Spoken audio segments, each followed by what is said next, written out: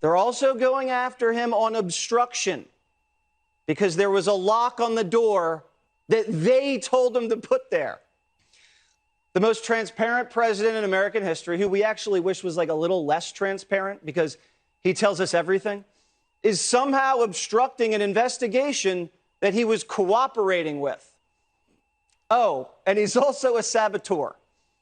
We're back to Trump's a Russian asset again, who's working against America. Trump created the doctrine of America first. How is he working against America? Biden's the guy that's compromised by China, lets the cartels run the border, and sends their enemies in Iran pallets of cash in the middle of the night, and he's not committing espionage. Biden's family is on our enemies' payroll, but Trump's helping our enemies? Why again? The government creates documents for the president. The government then sends those documents down to Florida with the president, and then the government charges the president for having the documents. None of this makes any sense. The Espionage Act is for like double agents and Soviet spies, not American presidents. By the way, the Espionage Act is the same thing they investigated Hillary over. And Hillary didn't even have any classification authority. And she had intent because she was the one that set up the server. And our enemies hacked it. I don't think Trump's storage unit was hacked. That you believe that justice is blind. No matter when there's a violation of the law, when anyone is attacked, whether they're a Republican or a Democrat, I stand up and say that's inappropriate.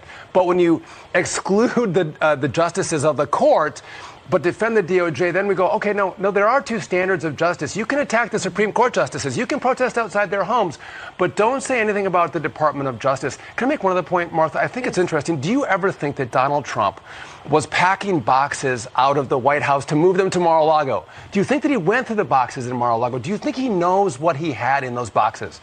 I don't think he did. And so to come after Donald Trump criminally, I think is going to be very challenging for the Department of Justice, because I don't think he packed them. I don't think he knew what was in them. There was a negotiation about those boxes, but Donald Trump didn't look through them. Donald Trump didn't pack them. And so criminally, I don't think there's going to be any liability here, or very challenging for the Department of Justice, unless he had top secret information in his desk drawer at Mar-a-Lago and they found that, maybe, but more than likely it's in boxes down in some locker room in Mar-a-Lago, and it'll go nowhere. They better have a lot, as I've been saying.